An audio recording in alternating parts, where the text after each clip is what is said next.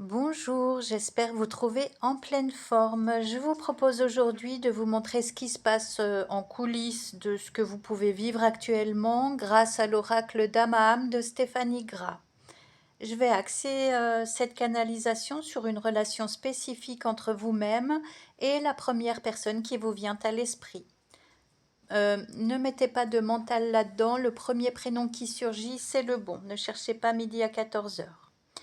Alors, je peux déjà vous annoncer qu'il y a une lutte constante en vous-même, pardon, entre une part silencieuse où vous êtes plutôt dans l'observation, dans la retenue, la prudence, et une autre plus fofolle, pulsionnelle, qui vous pousserait à foncer tête baissée sans réfléchir.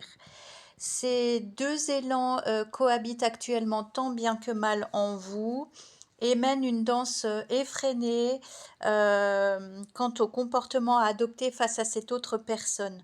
Pour le moment, il y a un froid entre vous, pas ou peu de communication.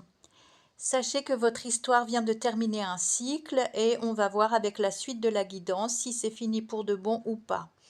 En tout cas, on vous assure que la justice divine est à l'œuvre, comme si un bilan était en train de se faire pour vous par rapport à ce que vous avez appris de ce lien et la façon dont vous avez répondu ou réagi. Cette autre âme, elle ne peut plus se permettre d'aller et venir comme bon lui semble sur votre territoire énergétique. Vous avez bien fait parce que vous avez mis des limites et on parle d'ailleurs de droit de passage. Vous êtes plutôt quelqu'un d'entier, avec peu de nuances. Avec vous, c'est tout ou rien. Vous êtes souvent dans l'excès. Je dis ça parce que la carte de l'abondance est sortie.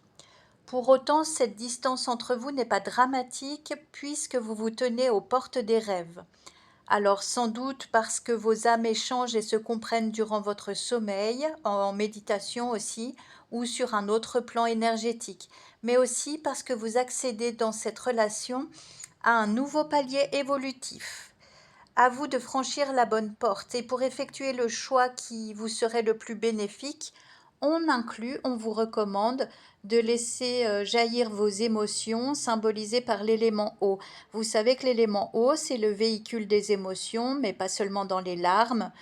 Trouvez donc une façon d'être au contact de l'eau en ce moment. Ça peut être une balade sous la pluie, ça peut être d'aller nager, de prendre un bain, de boire abondamment, de vous vaporiser aussi avec des eaux travaillées énergétiquement.